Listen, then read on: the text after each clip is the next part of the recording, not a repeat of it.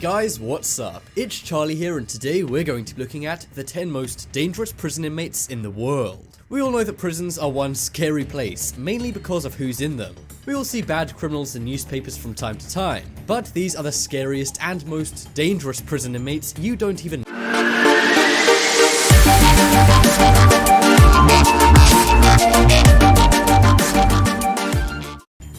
Coming in at number 10, we have The Real Pennywise. We all know the hit book, miniseries, and now movie It. It is about a clown that goes around scaring kids and taking their lives. This is good for a fright, but it's all fiction, right? Well, not exactly, because back in the 1980s, which is when the It movie was set, there was a real-life version of Pennywise. The guy was called John Wayne Gacy, and he was, on the surface, a normal husband and father, but he had a crazy secret life. He began to dress up as a character he called Pogo the Clown. Pogo was supposed to be like Bozo, but as I said, this guy's more like Pennywise. That is because he would volunteer at children's parties. During this time, he would take as many kids as possible and then take their lives. They found missing people in his crawl space inside his house and in a nearby river. He's gone down as one of the most scary and most dangerous criminals to ever exist. Luckily, he's locked up behind bars today, but this still doesn't change how terrifying he really is. I'm pretty sure this guy's put a lot of people off clowns forever.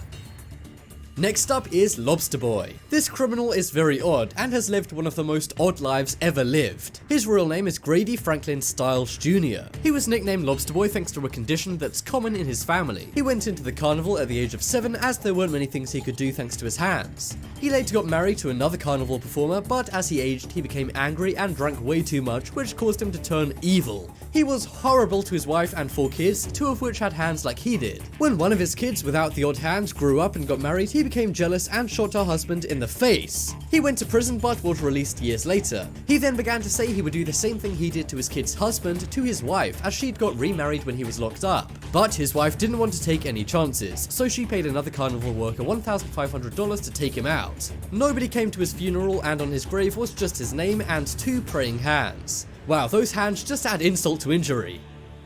Next up is Eyeball Man. This is not only one of the scariest and most dangerous criminals, but he's also one of the scariest looking men on this planet. In 2012, he was arrested for shooting a cop in a bathroom argument. Now that's bad enough, but that isn't what brought him media attention. What brought him all this attention was the scary tattoos he had all over his face. He's obsessed with tattoos and has over 20 just on his face. But his face isn't the only place he has tattoos. He also has a tattooed black eyeball, which is why many people call him Eyeball Man. His real name is Jason Barnum, and he is one scary looking guy. From his Facebook photos, we can also see this guy has tattoos all over his entire body. Not only that, he's got a giant skull tattoo on the top of his head, so maybe he should be called Skull Man instead. This guy looks so scary. Even if he hadn't committed a crime, I think he'd still make this list. I know you shouldn't normally judge a book by its cover, but perhaps this guy is an exception. Coming up next is the Red Ripper. This guy's nickname is the Red Ripper. It's a parody of Jack the Ripper, who took the lives of hundreds of women in England many years ago. And the red part is because this guy's from Rostov in the Soviet Union, which is now Russia. His real name is Andrei Chikatilo, and he took the lives of over 52 women and children over a span of 12 years. He was a suspect in many crimes for many years and was in and out of jail, but there was never enough evidence to convict him of anything serious. Finally, after a police snare in 1990, he was caught and confessed to taking 36 people's lives. But this was found to be an understatement, and he was convicted of doing this to 52 people in 1992. However, it seems the Russian police wanted him to get some karma, so they took his life as a punishment. I'm not trying to make fun of anyone's appearances here either, but this guy looks seriously creepy as well. He just looks like a typical James Bond villain, don't you think? Next up is Monster. Now there's a very good reason I'm calling this woman a monster. That's because she is so evil it's Hollywood worthy. A movie was made about her and her crimes, and Charlize Theron won many awards for playing her in the movie Monster. Her real name is Aileen Wuornos, and she's one of the only women on this list. But don't worry ladies, this is a good thing, as she is awful. She took the lives of 7 men between the years 1989 and 1990. She unfortunately did have a pretty rough childhood, but that still didn't stop people from being seriously angry when her crimes came to light in 1991. She was arrested and confessed to everything 4 days later. She remained in jail for about 11 more years until she passed away herself thanks to the jury vote. In court she was acting crazy and freaked out all the jurors and even the judge. The reason she got such a harsh sentence is because she showed absolutely no remorse and said she would happily do it all again.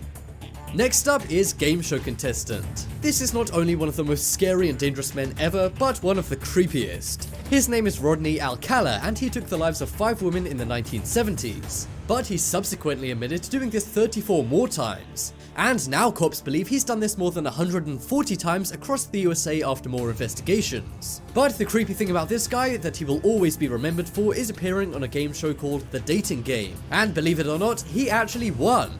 He was introduced by the host as a photographer, which is creepy as he would lure his victims, who were mainly models, to him by saying this. In the show, the woman would ask questions to a bunch of guys to determine which guy was the best to go out with according to the audience. One of the women, named Cheryl's question, said, "What's the best time?"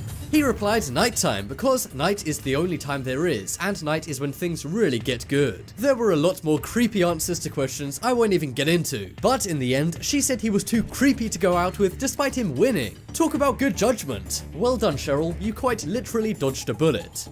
Next up is Underwear Strangler. Yeah, as you can tell by this guy's name, he is seriously strange. This guy's real name is Johann Unkenwagen, but he went as Jack. He's Austrian, and ever since his youth, he was in and out of jail for petty theft and things like that. But in 1974, he changed for the worse. He strangled a woman with her own bra until she passed. He then did this to around 40 more women and then moved to LA where he did it some more. He got caught but was somehow freed from prison, but then later went on to do it 4 more times. Finally, the LAPD stopped him and he was given a life sentence. But the creepy thing about this guy is he was writing for magazines during all this and people didn't even know it was him writing. Imagine your favorite columnist doing something like this. I don't know about you, but that would really freak me out. And even after he went to jail, he was still writing in his cell. He was in prison for around 4 years, but then chose to take his own life by a similar method he used on other people. I guess that's karma for you. Next up is Human Plague. This is a nickname nobody wants to have, unless perhaps you're Mary Malone. This woman holds the all-time record for taking the most lives accidentally. She was a cook in New York to wealthy families and in some offices too, but everywhere she went, a terrible scenario seemed to play out.